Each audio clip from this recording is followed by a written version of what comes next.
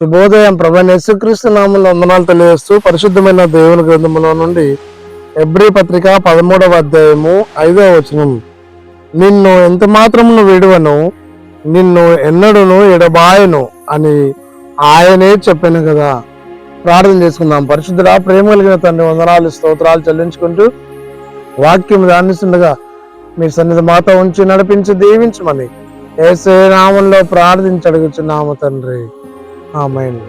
దేవుడు ఒక అభయాన్ని ఇస్తూ ఉన్నాడు. అదేమనగా ఆయన ఎంత మాత్రము విడినాడే దేవుడు కాదు. క్రైస్తవ విశ్వాస జీవన ప్రయాణంలో శ్రమలు, కష్టాలు, బాధలు ఎదుర్కొంటున్నప్పుడు దేవుడు నన్ను విడిచిపోయినాడని బాధపడుతూ వేదన చెందుతూ ఉంటాం.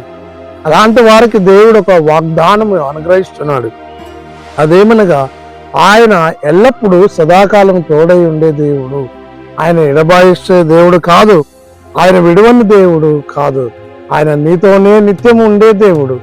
ఇదిగో వాక్యంలో సెలవిచ్చినలో, ఇదిగో నేను తలుపు వద్ద నిలిచి తట్టుచున్నాను, ఎవడైనా తలుపు తీసి నా స్వరం విని తలుపు తీసి అతనితో నేను నాతో కూడా అతను సాహసం చేయదు, భోజనం చేయదు మనం సెలవిస్తున్నాను.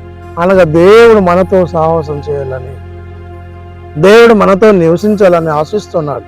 కాబట్టి మత్తయి సువార్త 28వ అధ్యాయం 20వ వచనంలో సదాకాలం మీతో కూడా ఉంటారని సెలవిచ్చిన దేవుడు.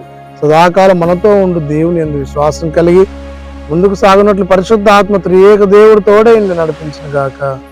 ఆమేన్. మౌనత స్తుతి స్తోత్రాలు చెల్లించుకుంటూ వాక్యం దానించి ధనతిచ్చినకి వందనాలు చెల్లిస్తూ యేసు నామములో ప్రార్థించి అడుగుచున్నాము తండ్రి. ఆమేన్. తండ్రి, కుమార, పరిశుద్ధ ఆత్మ త్రియేక దేవుడు సదాకాలం తోడైంది దీవించిన గాక. ఆమేన్.